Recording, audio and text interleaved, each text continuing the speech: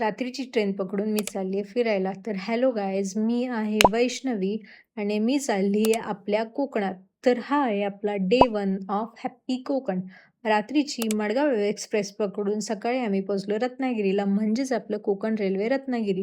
थोडा वेळ वेट करून एक स्कूटी रेंट केली आणि आरेवारी मार्गे निघालो गणपतीपुळेसाठी. रस्त्यात असे नजारे वगैरे पाहिले. मग नंतर आला हा आरेवारीचा बीच आणि हा खूप जास्त सुंदर होता. इकडे उभं राहून एक व्हिडिओ तर काढली.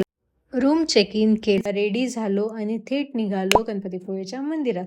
तर अशी माळ घेतली, मग लाईनमध्ये उभंच होतो की इकडे आरती चालू झाली. मग आरती केली, दर्शन केलं आणि बाहेरून व्हिडिओ वगैरे काढली.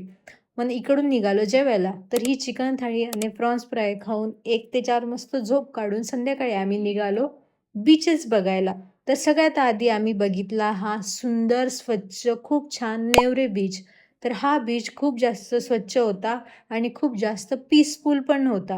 आणि ह्या बीचचा सनसेट तर बाप होता. तुम्ही तर इकडे नक्कीच या आणि खूप छान होता. तर मग इकडे जास्त काही क्राऊड पण नव्हता, तर व्हिडिओ काढली आणि इकडून निघालो आरेवारे बीचसाठी. तर इकडे पूलवर बसून सनसेट पाहिला, मग इथे नारळ पाणी प्यायलो आणि मग नंतर खाली गेलो बीचवर. आरेवारे बीच सुंदर आहे, स्वच्छ आहे. सुंदर आहे, स्वच्छ नाही आहे. मग या बीचवरती खूप जास्त घाण आहे आणि मी त्याच्यावर एक व्हिडिओ पण बनवली होती.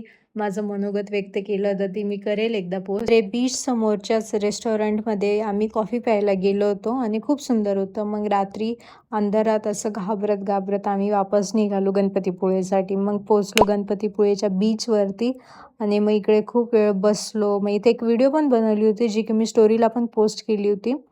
मग इकडे 10-11पर्यंत बसून आम्ही नंतर गेलो जेवायला. तर मी सुरमई थाळी खाल्ली इकडे आम्ही.